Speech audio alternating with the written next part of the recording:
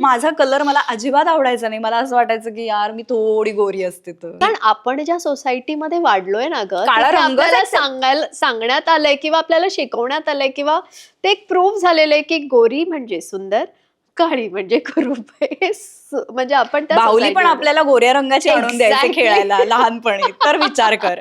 एवढंच काय, माझं स्वतःचं उदाहरण आहे.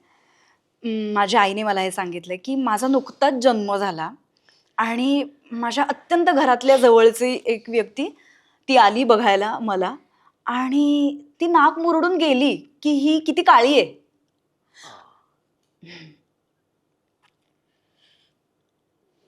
I can completely relate. माझा पण रंग सावळा आहे. आणि look at you, you look so beautiful. Thank you. So colour का म्हणजे इतका मॅटर केला जातो? आपल्या सोसायटीनी सेट केलेले स्टँडर्ड्स आहेत ते. Exactly. पण मला वाटतं आपल्यासारखे पेरेंट्स आता हे सेट करतील. एक्झॅक्टली. पण हा अनुभव किती भयंकर आहे. हो. तेव्हापासून माझ्या मनात हेच रुजलं गेलं की आपला कलर नाहीये चांगला, म्हणून आपण छान नाही म्हणून दिसत. आपण छानही नाही दिसत. आणि ती इतक्या जवळची व्यक्ती होती ग घरातली.